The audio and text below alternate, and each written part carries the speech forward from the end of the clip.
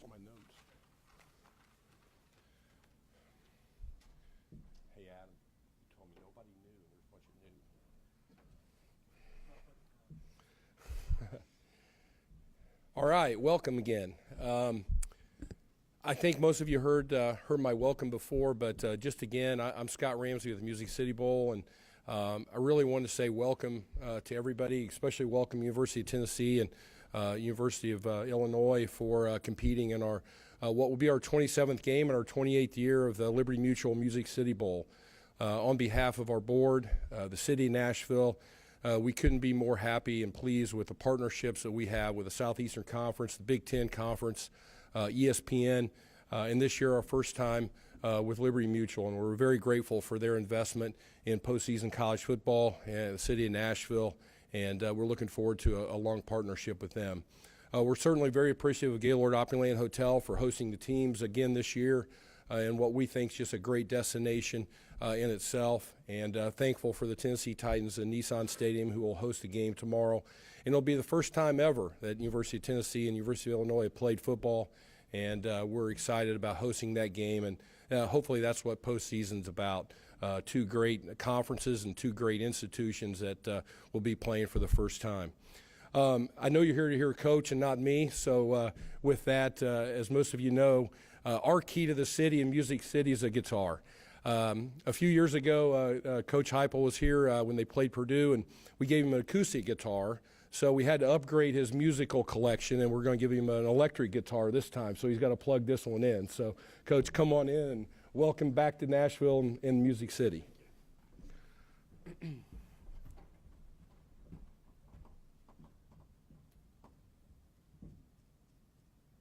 Y'all want to hear me play?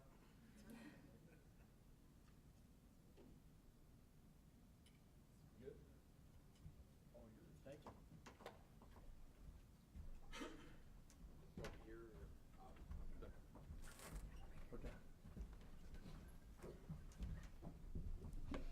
Good afternoon. I want to thank Scott Ramsey and the entire Music City Bowl staff. They've done a great job of hosting. It's our second time here. Continues to get better, but they've done a great job creating an experience for our entire program, our players, with events throughout the course of the week, and have done a great job of taking care of our families as well. And really excited that we have an opportunity to play in this game. Great month of preparation, and you get a chance to go out and play a really good opponent in Illinois. Got great respect for Coach Bielema, what he's done at Illinois, but really throughout his entire coaching career. Tough, smart, physical football team, and looking forward to going out and competing with our guys tomorrow in Nissan Stadium. Great venue for us to play and get a chance to do it in front of our home state, and looking forward to seeing the right shade of orange out there in big numbers tomorrow. So I'll open it up for some questions. Please raise your hands again, and we'll bring the mic to you.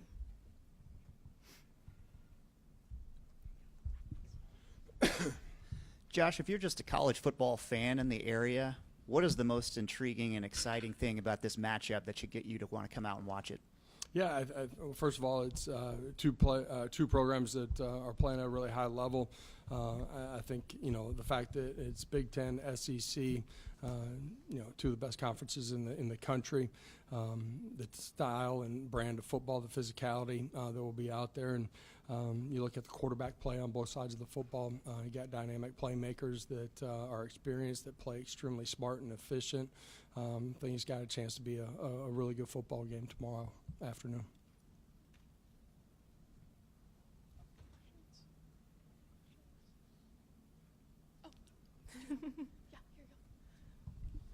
Josh, what stands out about Illinois quarterback Luke Altmaier and what he does with that team? Yeah, I think he's got great command of what they're doing offensively, plays extremely efficiently, very good, quick decision maker with the ball in his hands, pushing it down the football field. their ability to run the football and then heavy play action pass and push it down the field. He's been accurate in that way. But he's got the athleticism to be a part of the run game as well. And it's not a heavy load of what they do, but certainly situationally and field zone wise, he becomes the extra hat, and they turn the numbers into their favor. Got great respect for him and what he's done during the course of his career. Josh, there's been so much talk about just the importance of the playoff games and how some of the other bowls that aren't in the playoffs may take a back seat to that. Why is it important for your program to play in this game? Yeah, I think the landscape of college football with the expansion of the playoff certainly has changed the dynamics a little bit. But at the end of the day, for us as a program, this is an entire month where you get a chance to continue to grow and compete, develop your players that are on your roster. In a lot of ways, it's a finish to this season for this program, this staff, this group of players. But it's also a springboard before you get back in January for all of your young players. Fundamentals, technique, growth in the scheme, opportunity. You have some guys that are looking forward to the draft, right, that may not play. And so all of a sudden there's more opportunities for some of those young guys to go out and play. And, for us, when we were in this game, 4 years ago, Jalen Hyatt, I told this story to our local media, great story, had some success, but a little bit of up and down in our first season with him.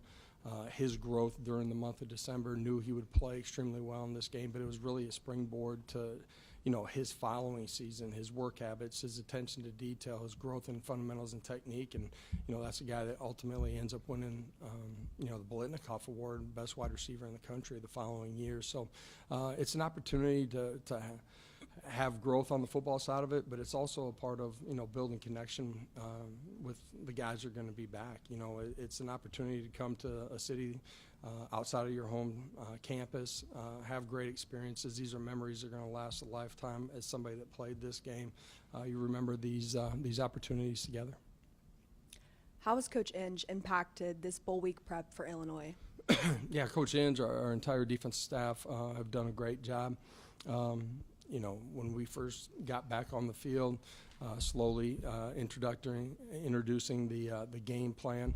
But meat and potatoes, things that guys have, had experiences in and have great command, but subtle tweaks and bringing in some things that maybe he's done in his past at Washington or other places, for this preparation. And I think we've really, grown throughout the course of the month in what our expectations are, for this ball game, understanding the opponent, situational football, and getting dialed into the details of the game plan.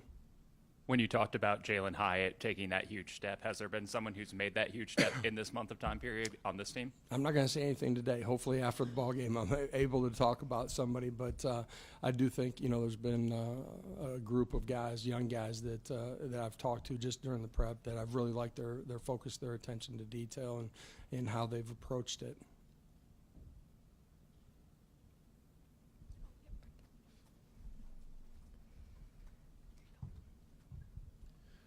Coach, Illinois is 0-4 when teams that they play complete 70% of their passes or more. How do you get your offense going early to get on this Illinois defense? Yeah, tomorrow will be interesting to see the style of play defensively that Illinois, wants to play early in the football game. Different personnel groupings from them, a lot of different structures. For us, quarterback understanding the structures that he's seeing, our wide receivers recognizing that, man zone principles, being in the right spot, and, pass protection being really good up front as well. And so it'll take all those factors working together to be as efficient as we need to against a really good Illinois defense.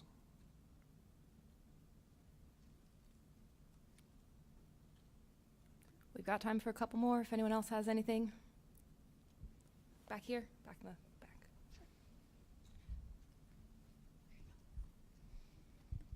Hi, Coach. You and Brett Bielema have kind of been ships in the night coming up in the coaching ranks over the same stretch of time. What have you seen him do in his time with a few more years in the game than you to now coming to rebuild this Illinois program? Yeah, just been in the same conference, been in different conferences at times, have faced each other before.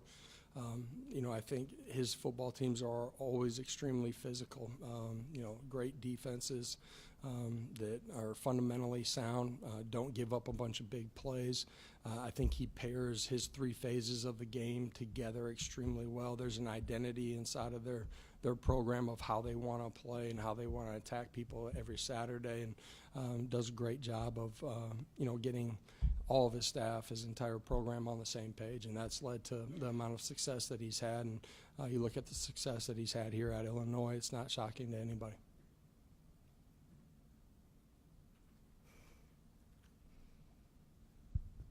Josh, I know you said that George will be the backup to Joey in the game. Is there a plan to get George reps in this game? Yeah, we'll just kind of see how the game unfolds and what the identity of the game is. Nothing where, we plan on putting him in second series or anything like that. We've got time for two more, if there are two more.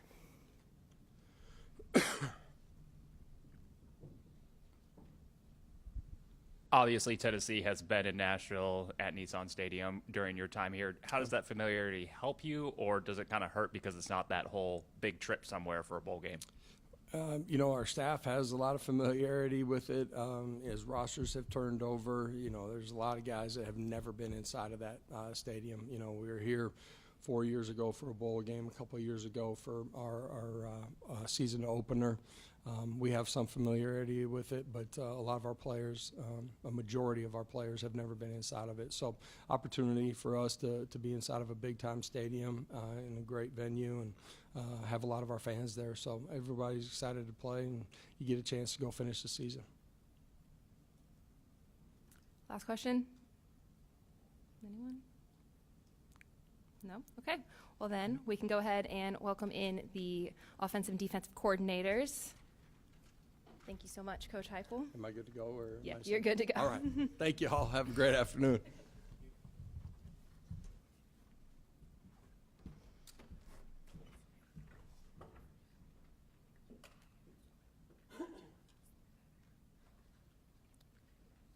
Okay, and here are the offensive coordinator, Joey Halsley, and the interim defensive coordinator, William Inge. They'll come up and they'll take some questions as well.